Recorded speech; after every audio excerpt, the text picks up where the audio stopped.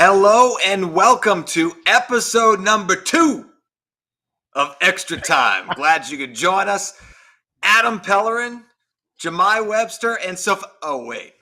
Sophia's Yeah, not here where's with that us Sophia today. Yurkstovich? One and done. She's on the road or something. Yeah, one and done. Like, how do you come up for the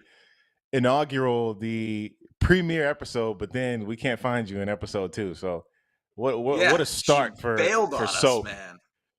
Brutal, but you know Unbelievable. what? We march on No, without her. no, she's all right.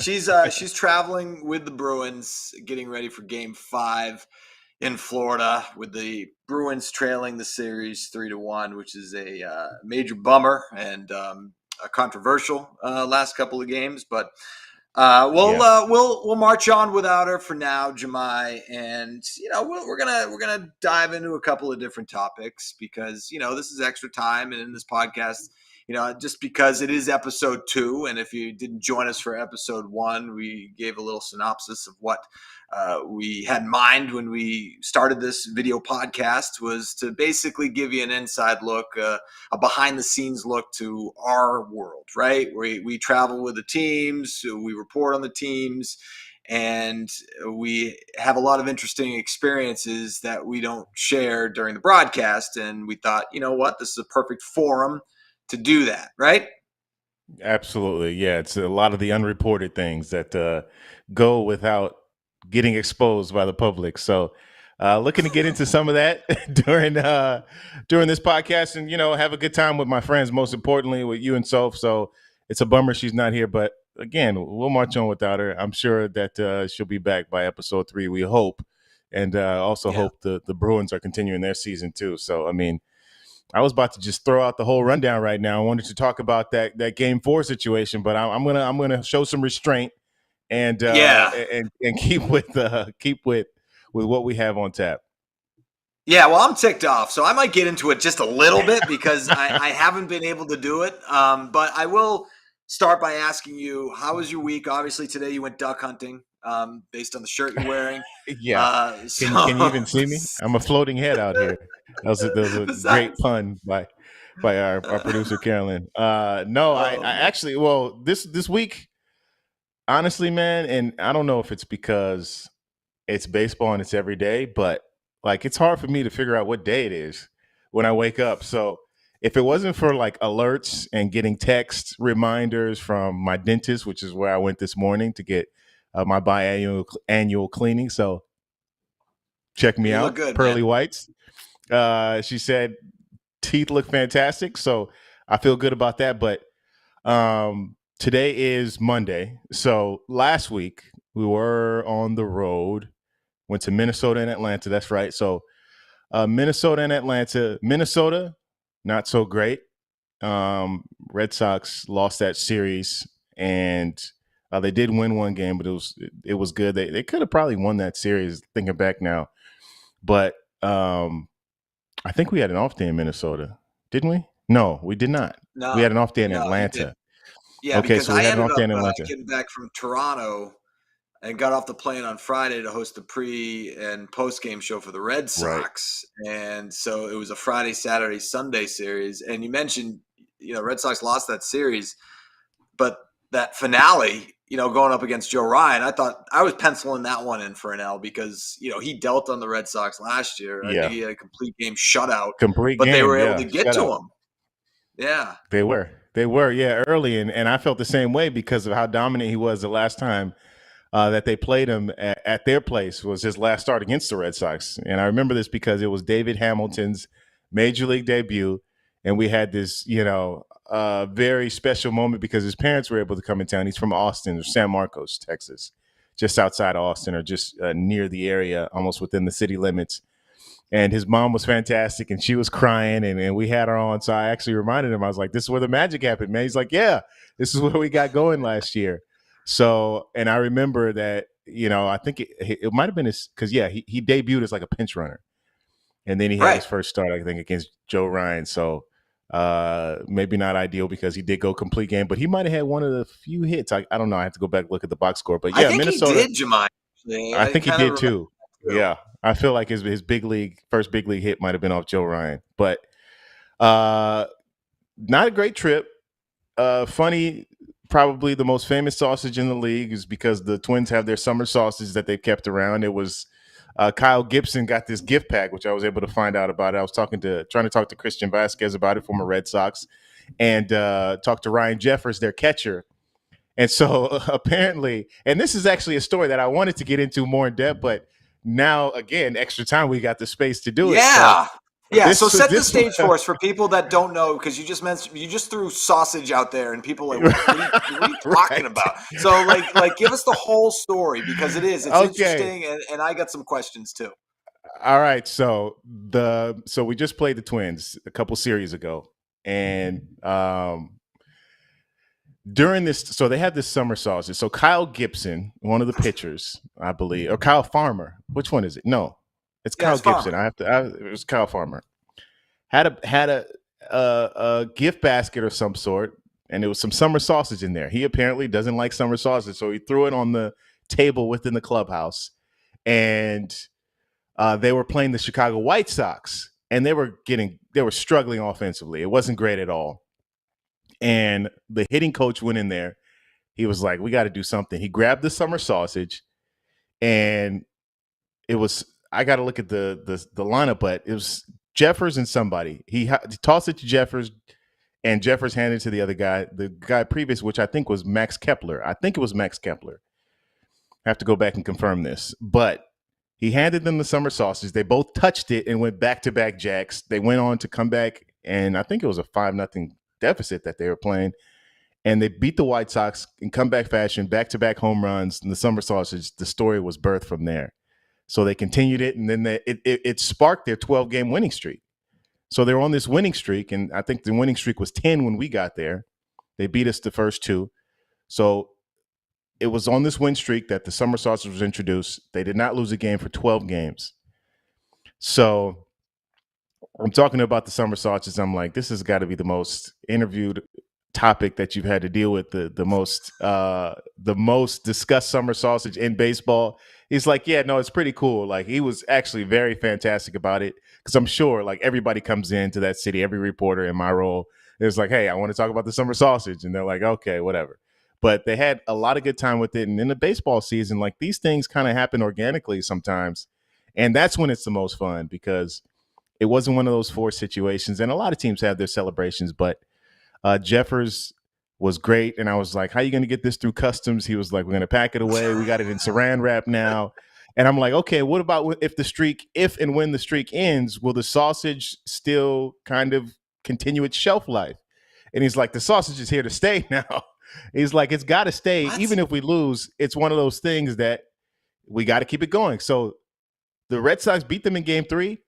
The next series, they still had the sausage. So it's like Oh, a that's power gross. sausage Now it's now. just gross, man. Like, Yeah, that's like, yeah. like, I kind of get it. Like, the streak continues. You had the sausage, and all that makes sense. But the fact that you held on to the sausage, um, yeah, that's I'll tell you what, though. I think I know why the streak came to an end. And it has to do with the What do you got? sausage. You think Well, I so? The think sausage went Well, expired? yeah, because this is what happened. Max Kepler went deep in that series, right? He did. Do you remember that? Hit a home run, right? I Okay, do. Yeah. so he hits a home run, and Oh, I know what they you're went about to to say. toss him the sausage, He didn't and have. he He didn't he want went like nothing he to do with didn't the catch sausage. it, and then the So streak ends that weekend. he stopped the vibes. The vibes stopped Yeah, he right there. did. You got to be all in. Like, if you got a summer sausage, you got to be all in. And he didn't want You anything to do with do, it. You're yeah. right. You're Well, right. because the But thing's other gross. If guys, anybody pokes a hole in that thing, it's gonna it's I gonna know stink. it's It's gonna smell, but contaminating. those Like sausages your are supposed hands. to keep. Like, it's one of those meats that are supposed to keep. So I think that was part of it, because he just kept it out. Like, hey, if anybody wants the summer sausage, you can take it. And Man, that's disgusting. he kept it, and he did. And Jeffers did homer, I think, in that Yeah, game 3. So it's yeah. like he was all in on the sausage, and it seemed to work for him. And you know this as somebody who played baseball in college and from various levels leading to that point. But it's a very, very mental game. So if you can free your mind up And whether it's a summer sausage or whatever the case may be, like I got to tie my shoes a certain way before I go out and hit. It's like it helps tremendously. And I think that's a lot of the issues that when hitters go through struggles. And matter of fact, talking to Bobby Dahlbeck about this, like that was part of like the process coming to the big leagues, not feeling like you got to do too much, like stay within yourself. And it seems like when he goes back down to the minors, he frees his mind. He doesn't feel the pressure of having to deliver. So the mental aspect of this game is serious. So I think and I asked Jeffers this, I was like, is this a placebo effect or is this actually real magic behind this? He's like, well, it's this game. It's this game. And it's one of those things where if it keeps the boys loose and it's one of those things that can, make us focus, we're all for it. So that's why, to your point, despite the streak ending, they're keeping the sausage. Yeah, all right, that makes sense. It's such a mental game. It's such a superstitious game. You go back to Nomar with the batting gloves when he got up to the plate and all Oh that my stuff. I mean, gosh, he would not baseball is survive in the different pitch than clock era. any other. Yeah, you're right. You're right. That's actually a really good point. I mean, can you imagine having to make that adjustment after all this and doing all that? I Yeah, mean, that's I wild. think that But took like, 15 seconds right there alone. yeah, You should bet. seriously. But like, I think baseball more than anything else because of the nature of the sport. I mean, it's such a long season. It's 162 games. It really is a grind, and you need these different things over the course of the season to sort of keep things fresh. Like even though you get a Yeah. rotted sausage, it keeps things fresh. But you Nobody's had eating the that off thing. day. You had the off day in Atlanta. You got there. Oh So yeah, I back to actually my did week. want to ask you about your interview with Chris Sale because I Oh, had seen a tweet from Pete Abraham, Boston Globe, covers the Red Sox, that Sale walked by a bunch of reporters and they asked him for comment ahead of his start. This was the day before. So you guys got there this is Monday, Tuesday. game one on Tuesday, and then he pitched on Wednesday. But on Tuesday, he walks by reporters and didn't say anything. And so then I see Well, that he said not today, guys, and he kept not going. to, right. No, so no Yeah, quotes about face, right. So, but you got him in an interview, which I was yeah. like, wow, go Jahmai. That's awesome Well, because, man, I just sent them a text and was like, "Hey, man, we're doing this Tuesday." And no, all I'm just right. kidding. We No, we man. I mean, how did it actually go down? How did it go down? so we had an idea about obviously he was in line to probably face the Red Sox. So when I say we, I mean Amy Johnson, our producer on Red Sox baseball on Nesson, and she reached out to the PR folks and was like, "Hey, we'd love to get Chris, sit him down with our reporter, and have a few minutes with him ahead of his start." And they're like, "Okay, yeah, we'll ask him." And I don't know how they asked him. I don't know if they just said, "Hey, Nesson wants to talk to you," or they actually said, "Jahmai Webster wants to talk to you," because I think if they said that, I mean, I think Nesson was fine. Like, he's good with us. He's always been great and love talking Yeah. to him because he's always insightful and he's real. Like, he keeps it real, which I'll get into here in a second. But they asked him. He said, "Yeah, I'll do it." So they said he'll do it after he plays catch on Tuesday. So this is like 4 o'clock. So prior to that, and I don't think any of the writers had reached out to him or the public relations staff of the Braves or anything. They just, we do this on a whim. Sometimes you see a guy say, "Hey, you got a couple minutes," and they say it's fine. But knowing Chris and how he keeps his schedule, I'm glad we did it this way because it might have been the same situation had we not. So he comes out about 3:30, and he's in on the third base side, left field. He's talking with Alex Cora, several of the Red Sox, past and present folks over there that he had the pleasure of being teammates with, Tanner Houck, Garrett Whitlock, and they're just holding court. And I'm like, okay, cool, we'll do it after this. And sure enough, he finishes with them, and now he starts his Storm program. So that pushed us back a little bit, but we ended up sitting down with him for probably about 10 minutes and just catching up on everything, basically, because we hadn't talked to him, not on our airwaves, since the end of his last season. So not even after the trade, we didn't get a chance to catch up with him in spring training.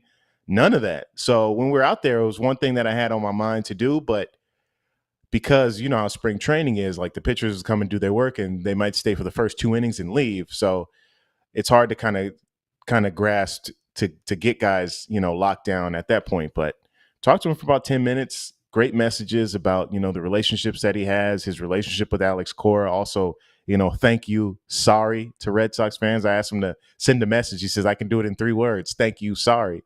Because, thank Yeah. you for the championships and the memories and all that. And then he was like, sorry for the injuries, which was understandable. He said his interactions with Red Sox fans, he's always like, oh, I don't know how this is going to go, because, he has been that guy who values his starts, his days in the big leagues, and being the dominant pitcher, that they traded for. And it just wasn't the case the last few years. He dealt with so many injuries and freak accidents and Freaky things injuries that too, just like kind of just freak crazy injuries, man. stuff. Like Right. I mean, you're throwing, and you break a rib. Like that's weird. The I wrist mean, yeah. injury, falling off the. I mean, Falling it off was a it was bike. just like one thing after, and then like getting the Yeah. line, like the last start before the All-Star break. In New York. Taking a line drive in New York. And that was after Trevor Story got hurt. So we're going back 2 years now.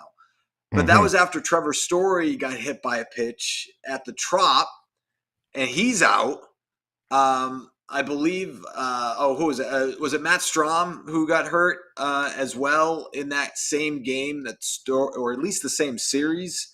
I think Strom and Story got hurt, right? And so this is like Yeah. July leading up to the All-Star break, The and All-Star then break. Sale just gets back after pitching that game, by the way, right? Story gets Yeah. hurt the same game that Chris Sale makes his return, right? And he gets hit in New York with a line, and the pinky's all messed up like Yeah. crazy. And Yeah. then we're thinking he's done, but then they're saying, well, he's going to come back, and he's going to help for the stretch run because they were still in contention at that point. This is the Right. 2022 season, and then he falls off the bike. It Yeah. was just like one thing after another. It was crazy with this guy, and that's why I don't understand like all the hate that went in his direction, because these things are not in his control. And he was always accountable for this kind of thing, And look, you want to get Exactly. mad at the contract. You want to get mad at the contract, fine. I get that, but that's not on him. That's not his fault. Right. Exactly. And then and I wish too, like I made the mention when I asked the question, I was like, setting it up like, hey, you're not on social media. You keep a pretty low profile.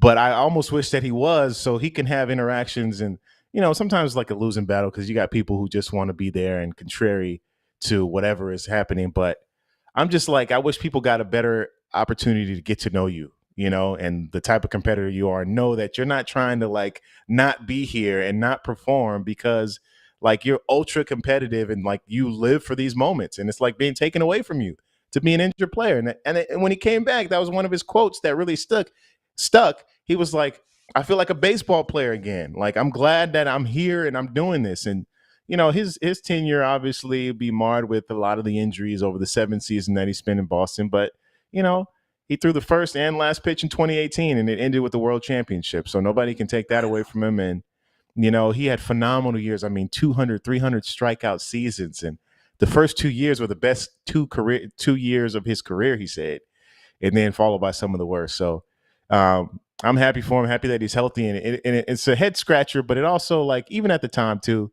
you felt like going to Atlanta was good for him, and then the return for Von Grissom is good for the Red Sox. But it's just like, man, a healthy Chris Sale is still that's hard to come by, right? Like, you Yeah, love I know. the future, And the guy but had been it's healthy. tough. He'd been healthy throughout his entire career, leading up to the last few years. And that's what was such, so disappointing about it. And, having to Mm-hmm. answer those sort of questions, day in and day out about coming back and then going back on the injury list and all of those things. So it was a good conversation Yeah. with Chris Sale. And I know you, And so you had, real quickly, yeah, it takes me back to a conversation that I had probably in 17 or 18 with the Chicago White Sox pitching coach at the time, Don Cooper. Great yeah, guy, the big legend. character Yeah. in the sport, legendary pitching coach. And I'm like, hey, like, how good is this guy? He's like, man, he's a Hall of Famer. Like, we're looking at a Hall of Famer. And he says the issues with Chris, the things that mess him up on the mound is when he gets frustrated and then he loses control. Like most pitchers, like, it's hard to control your emotions because it's a highly emotional game. But he's like, if he can harness that, get that under control, I mean, this guy is a Hall of Famer. He's like, I've never seen before. And I'm like, wow, like, that stuck with me. I'm talking about 7 years ago he told me this. and then to see where things have gone. And, who knows? Maybe he still has a chance. I'm not sure exactly. I'm not a Hall of Fame voter, but the career that the track that he was on, the trajectory that he was on was going to lead to Cooperstown. So it's just unfortunate the things that happened to him here. But that's one thing that stuck out from Cooper when he told me that. Yeah. Yep, makes sense, and we've seen it too, right? Where Sale might let up a home run, and then he tries to throw 99 and misses location, Exactly. ends up right. But anyway, so Chris Sale in Atlanta, great interview, Jahmai. I know the Red Sox are back home for the series against the Nats. They took 2 out of 3, and now looking ahead to the Rays series, playing the Rays a lot over the next 10 days or so, right? 7 times in the next 10 days.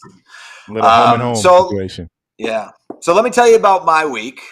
The Bruins in the second round of the postseason, of course, winning that game 7 over the Maple Leafs, and then winning game 1 of the series in Florida, and we're off and running. Here we go. And then game 2 happens where things got crazy.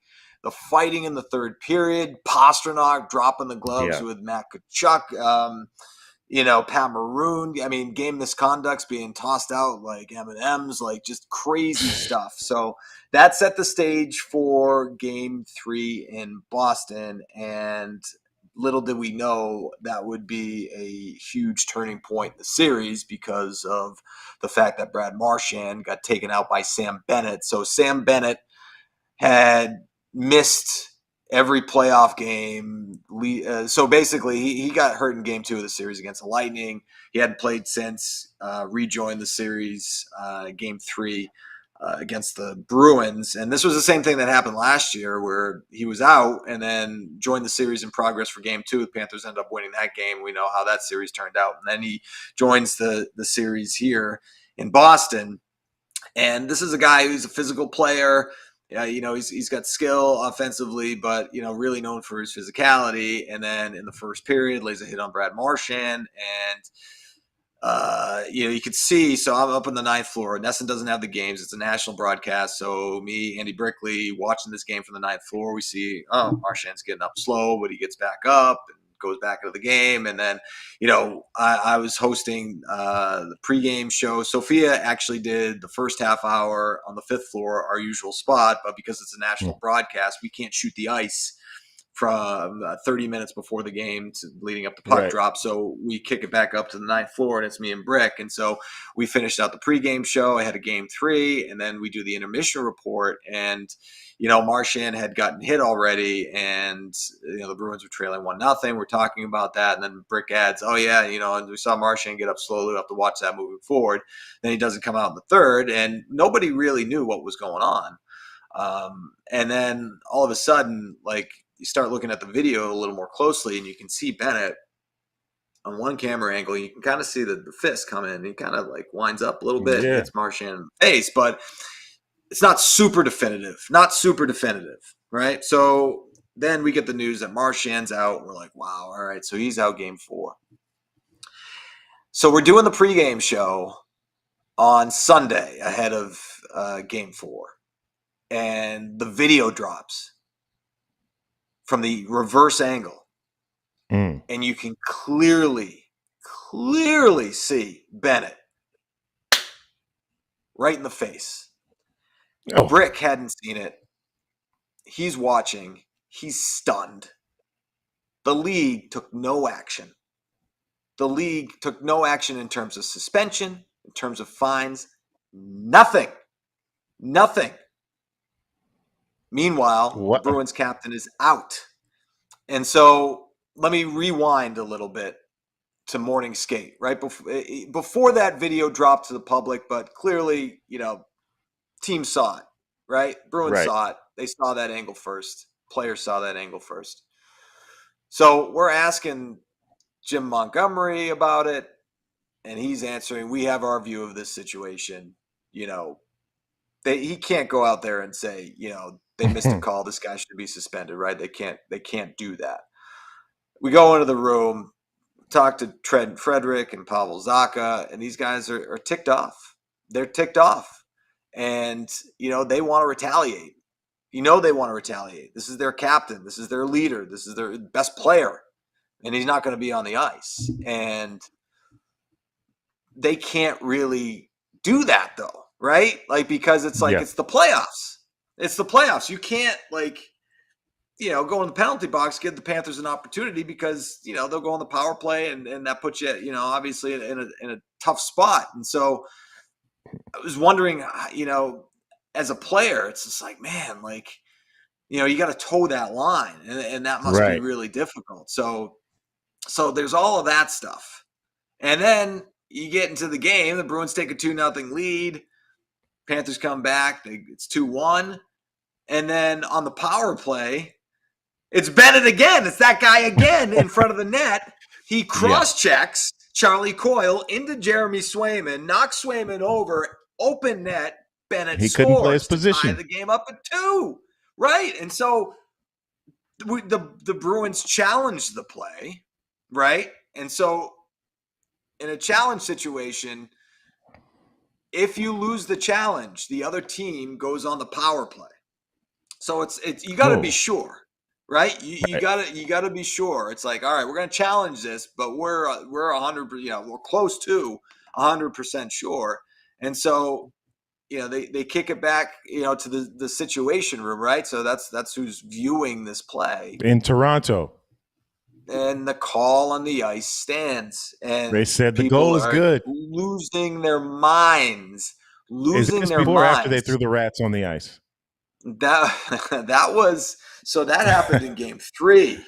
That happened in game Okay. 3 after Jacob Lauko got called for interference running into the goalie. But even in that situation, it's like he was pushed.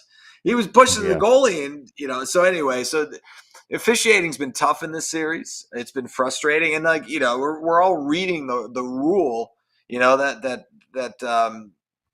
talks about goaltender interference and this specific play in particular. And Sophia is actually the one that forwarded to us. It was from the league. Um, if a defending player has been pushed, shoved, fouled by an attacking player so as to cause defending player to come into contact with his own goalkeeper, such contact shall be deemed contact initiated by the attacking player for purposes of this rule, and if necessary, a penalty assessed to the attacking player if a goal is scored, and it would be disallowed. The league's argument is that that hit didn't prevent Jeremy Swayman from Yeah. playing his position. I don't know how So they see that. They watch that, and I don't know how they see that. And I'm not a hockey no, guy, but it's yeah, clear as day to me. I know. So It's fans, tough. as you might expect, we're on the ninth floor. We did the pregame, we did the intermissions, and then we do the first 5 minutes of the postgame show from the ninth floor. And after that, I got to get downstairs to the room and get some interviews. And on the way down, you run into fans, and Hmm. outside of being ticked off, the Bruins lost, placing blame pie on this player or that player or whoever, or coaches, right, which fans do, right, and they're entitled to do that. It's all about the league. It's all about Sam Bennett. It's amazing how things have unfolded over the past couple of days. So that's been my week. Having Yeah. to try and figure that out. It's been wild, and now they find themselves in a 3-1 hole. So anyway, Yeah. Put that's them at a disadvantage. yeah, yep. So um, I wanted to move on if I could. We talk about. I think we talked last week about traveling and different cities and the places we've been, and what we like the best, what we don't like. But Hmm. you got to pack. You got to pack your suitcase, Jahmai. And for you, usually your road trips are at least a week, right? Longer, correct? Yeah. Yeah. I mean, yeah, at least a week. I mean, sometimes we do have just like a quick. I think there's one coming up. It's like a 3-game road trip, But 4-game road trip, and that's it. that's That's rare, yeah, though. That's rare. that's Very rare. rare. So You get like one so of like those a year, and we got one. so how do you how do you pack? Because if you're away for like 10 days, I mean, are you bringing like 20 pair of underwear? Are you, I mean, Yeah. are you like having your stuff laundered? Do you pack snacks? I mean, how do you, like, do you have a routine? Do you make a list each time? I'm curious because I have my own method. Yeah. So I mean, no, I have no routine. I usually wait till the last minute to pack. That's why I looked over here. I was like, is my suitcase still over here from the last road trip? It's still unpacked. But that's the difficult part, really, when you get off a road trip and then you come home and it's like, all right, I should probably unpack this bag because I'm gonna have to pack it again. So, and here it is, case in point. We've been off the road for 4 days, 5 days, almost 4 days. My suitcase is still up there, upstairs, packed from the last two city road trips. So I make it a point of emphasis to try to get that done today or tomorrow because we got to get ready to go back on the road again. But the hard part is packing the early part of the season because you're bringing suits, and we kind of have this Yeah. unwritten rule, so to speak. I guess it's more so for me because I'm the one that's out in the elements. But if it's 75 degrees or higher at first pitch, then I'm going with a polo shirt, which is the case today. So Yeah. first game of the Tampa Wait a Bay minute. Is that series, I'll your be out in rule? well, it's That's an funny. unwritten. Did you call that an unwritten Yeah, rule? it's kind of unwritten, but it preceded me, and it was like already in place, kind of thing.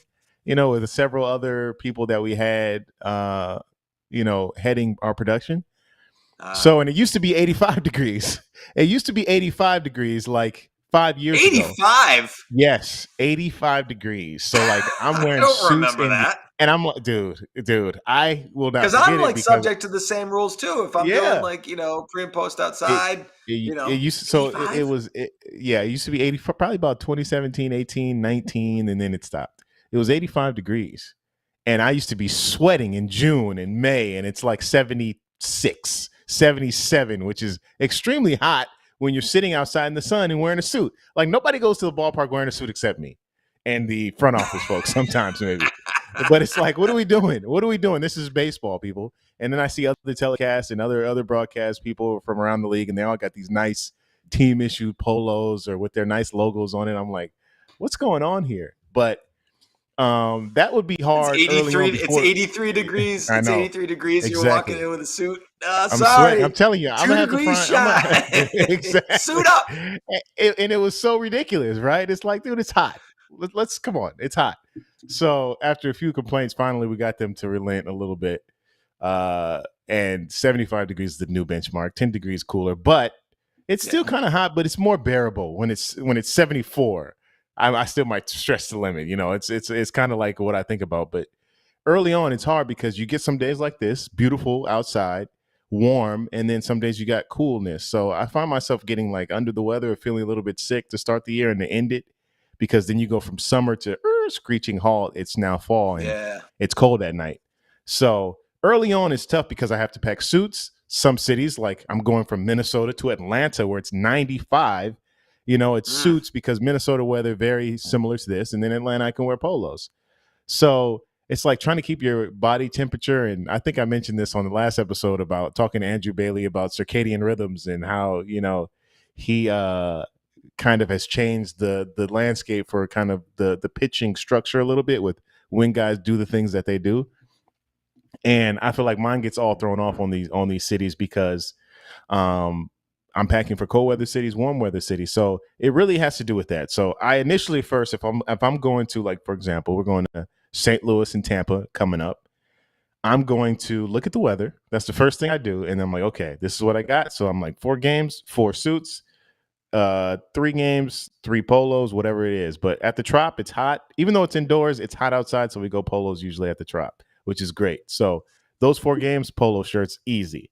But if I'm outside of St. Louis and it's not hitting the 75-degree benchmark yet, I'll be packing some suits. Mm-hmm. So that's when it's difficult because you got 2 different forms of clothing and you're trying to pack it into one suitcase. And the clubhouse manager of the Red Sox, Tommy McLaughlin, likes to give me a hard time when I'm bringing 2 bags.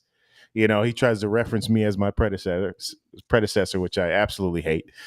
But that's a whole nother story for a different day. But he's like, you got 2 bags. Who are you? And then I'm like, well, I got to pack suits, Tommy. I'm sorry. And I pack my suits, and that's really the difficult part. And then also, it's like I could pack one pair of shoes, but it's like if I'm wearing you see my style. Sometimes I wear something a little more Oh. eccentric, kind of in the Craig Sager esque, if you will. So I can't just wear a classic pair of brown shoes. It doesn't go with Mhm. everything. It's just my style. Like, this is my statement. This is a representation of myself, and I feel like it needs to be unique. So I need to bring a specific pair of shoes for this specific outfit. So I try to keep it at like 5 pairs, and the reason being because I can stick those, and the way I pack it, I can stick those underneath like that sheath Mhm. that's always on one side of your suitcase. So Yeah. I pack them kind of like side by side, and I stick them in there like a shoebox. Able to get 5 pairs in there. So then I'm wearing one pair, so that's six. And for a 10-day road trip, that should be sufficient usually. So All right. if we have an off day, it's more troubling. But that's kind of how I go about it, man. And really just pack towards the city, look at the weather, and then get my bag, and then it stays in there for 9 days until we go on the next road trip. So yeah, I hear you. Like, I mean, checking the weather, depending on what city you go to, you got to pack accordingly. But difference between you and me is that I am always in the rink, right? So it's cold in the rink, so you always got to pack accordingly. When you go to morning skate, so there's the game obviously at night, but unless it's a day game or unless the team played the night before and they're playing the second of a back-to-back, they're going to have a morning skate. So you got to make sure that you pack accordingly and bring stuff like jacket and all that stuff. Oh, I Um, forgot about the but jackets. That's this, another issue. well, it can be right. It can be an issue. Mm-hmm. But we got like the dress code on the plane too, where we got to wear suit Oh. usually. So if I'm going on a road trip where if it's a long trip, like Western Canada, for example, we went Vancouver, Edmonton, Calgary, and then we stopped in Seattle, that's 4 different suits. And, the question is, do I pack 3 suits and wear the suit that I wore on the travel day in the finale? And that's what I've done a couple of times. And maybe Now, I've are worn these a special shirt. looking suits, like, distinctive? Like you can see that you've worn this twice, or it's just a classic black or navy or dark blue kind of suit? Well, I mean, well, here's the thing, right? So like yeah, it's usually gray. So if I double up, it will be a gray or a blue, but I'll wear a different tie. Right? So you wear a Okay, different that's there. tie, That's true. it's like, oh, right? People don't notice. So that's kind of my strategy, to reduce my packing load. I'll I'll wear the suit that I wore on the travel day, the tail end, and then we're all good. Um, I love to work out on the road. I don't know, Oh you didn't man. mention any gym clothes in Yeah, your yeah. Well, in I your mean, suitcase. I just was talking about the work clothes, but yeah. So I'll pack my work clothes, suits or polo shirts. I'll pack one set of gym clothes per city. So if we go 3 cities, I'll pack three, and I can usually get away with using it twice. Hopefully, it's not too hard of a workout because I don't really try to go too crazy. I just try to move around, get my blood moving right, a little cardio. Yeah, I'm not like yeah, sweating up a storm out there. So usually I can get by with one pair of gym clothes, and then I also do 2 pairs of like casual, like a jumpsuit or a sweatsuit to just walk around the city, before the game. yeah, So yeah, then I yeah. have that in there, which also requires like you got to have gym shoes slash workout shoes. So that's another pair of shoes. And then I bring pajamas too, like which usually like gym shorts. So like Oh, actual, oh, for I do those have a pair. PJs. Yeah. I do have a. I mean, come on. I could see I they're do. like monogrammed. I bet No, they're right just in a classic. little pocket. I got them from Costco actually, and I think the Oh, first pair I bought on my own, and the second pair was a gift. So it's a black and gray, and they're just like pajama bottoms. And it's because these things are like silky smooth, man. They feel fantastic, and they also like I guess because sometimes I run hot when I'm sleeping, and I got to turn the air up or whatever. But these kind of regulate your temperature, so I got to bring these bad boys. It's kind of a classic thing. And then I got all my toiletries, and I got yeah. shoe cleaner, and I got my razor. So I bring like a Yeah. little electric razor. So it's usually those things, and before you know it, man, you're packing for 3 cities. Like you can I fill up one know. of those full size suitcases quickly. Easy. Yeah, easy. Yeah, especially with the suits and the jackets, all that stuff. And the good thing about traveling with the team is that we don't have to worry about the liquids. You don't have to worry about like Yeah, the that's true. all that stuff. All right, man. Well, I want to get into some other stuff too, but we're running short on time. We'll dive into some of the travel stuff coming up a little bit later in the extra time series. Maybe next week Yeah, Sophia will be back. yeah, Maybe we'll have she'll plenty. grace us with her presence. Yeah, that'd be nice. It'd be nice to see her. I'd We'll love to hear check in what's in with her her. travel bag. Well, that's the thing. Maybe we should revisit this next week, I and think just we have start with that her with like her. tell us. Say Yeah, that this would is be what you good. missed. So A week in review. yeah, That's yeah, what we'll do with because her. honestly, like our suitcases aren't that entertaining, for the most part. But Yeah. stuff you just don't think about. Like people might be like, oh yeah, you got to pack all that stuff, whatever. No, Hey, we got another I, podcast, by the way. What? Go I ahead. You got do. something else? I do bring my jewelry, my watch, my chains, and I bring my Fire Stick because I like to watch TV over Oh there too. yeah, So that's the other two things. So I yeah. There bring you it go. there because I All catch up right. on all the shows that I can't do at home with the 3 kids. No time to really Yeah. watch TV, so I do that. That's like my guilty pleasure on the road. I'm actually watching The Sopranos right now. Oh really? I've never seen the series, never seen it when it first came out. But I was talking to Mike It's not a Monaco, one of our. rewatch. You've never seen it? This is I've never seen it. This is not a rewatch. I've Wow. never seen The Sopranos. So I'm in the last season, season 6, and I'll probably be done by the next road trip. I probably won't finish this time, but I'll probably be done because I'm on like episode 13 or something like that. So Wow. a All lot has right. happened though, and I don't want to spoil it for anybody who didn't watch it 20 years ago. But what a phenomenal piece of television! I mean, It's fantastic. it's up there, and I was like I said, Mike Monaco put me on it because he also I think I told him about The Wire, me watching that during the pandemic, rewatching it, but really reintroducing myself to it because I may have watched the first few episodes, and then in 2020 I watched the whole thing full, and I was like, this is the greatest thing I've ever seen. Like even supplanting my love for Game of Thrones, which I thought was a Mm, phenomenal show. But The yes, it Wire is was. now my top TV series of all time. It's great. Wow. So The You're Sopranos is just up there generating now. all this content for future podcasts, where Yeah. we can rank your TV viewing experiences, Yeah. and yeah, awesome. All The right. Sopranos is up Well, there, but I'm not sure it's I'm not sure it's busting my top 3 right now, but I still got about 10 more episodes to go, something like that. We'll see. We'll see. all right, man. We can discuss it. Yeah, it'll be a later date. I Yeah. do have to tease the other like video podcasts, the great ones. I was actually part of a couple last week. Oh We're yeah. just launching all these What you video do? podcasts. Well, I was on Foxborough Rush with my guy Travis, Oh. and I also did I hadn't caught that Boston. episode. I need to peep that one. Oh yeah, man, we talked a lot about the Brady roast, which was really cool. Ooh. That's why I wanted And Katie on here. She's a great, comical relief. yeah, oh yeah, Yeah. I and didn't then mention that. Boston is Katie there. Nolan, if you're listening, you're going to be a guest here on one Yeah, of these there you days. go. Yeah, we'll get Nolan on here. We'll plant the seed. We'll plant the seed. Boston's entered the chat. I was on that one as well, which was good. And you got to check out all the podcasts on the Nesson Podcast Network. Boston has entered the chat every weekday morning, hosted by Travis Thomas and George Bellecci, and sometimes me. Streamed on Nesson's YouTube, Facebook, and Twitch. That's where you can find us, man. You got any closing That's thoughts? awesome. Closing Any closing thoughts thoughts? this week. Yeah, we got Well, like 90 I think seconds. we both feel the same way. We miss Sophia. Be excited to have her back as well.